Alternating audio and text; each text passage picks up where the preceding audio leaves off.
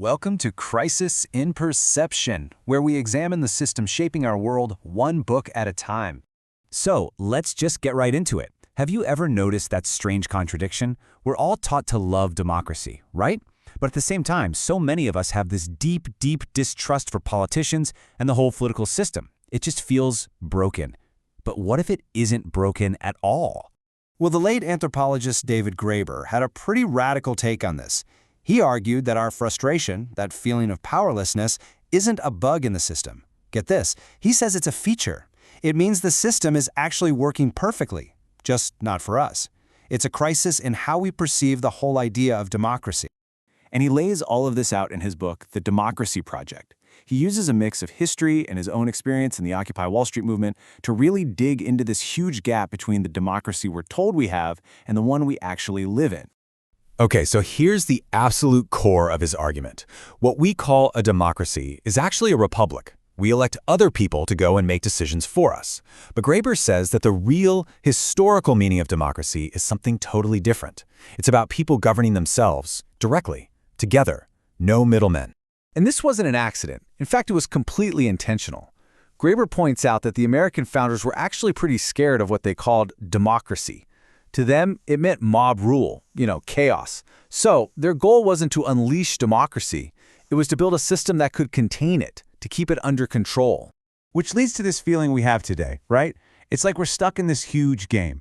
Every few years, we get to vote to swap out some of the players. But the actual rules of the game, the ones that really matter, we can't touch them. We're participating, sure, but we don't really have any power to change the game itself.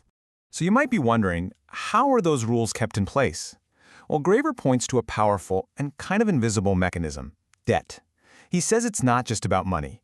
It's a really effective tool for social control that kind of limits our imagination for what's even possible. And to make that real, check this out. At the time he wrote the book, 1 out of every 7 Americans was being pursued by a debt collector. 1 in 7.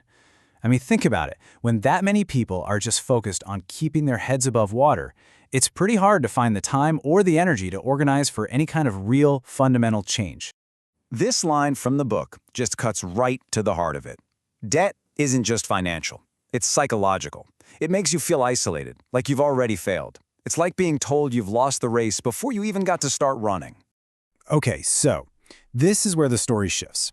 Graeber uses the Occupy movement as this amazing real-world experiment because they asked a really simple question. What if we just stop trying to win their game and start a new one with our own rules? And in Zuccotti Park, they actually did it. This is what direct democracy looked like. They weren't just protesting, they were building. They organized everything themselves. General assemblies for decision-making, a community library, a free medical clinic, you name it. The whole thing was run by people helping people. And the effect on the people there was just profound. For a lot of them, actually experiencing self-governance changed everything. Suddenly, democracy wasn't some abstract idea in a textbook.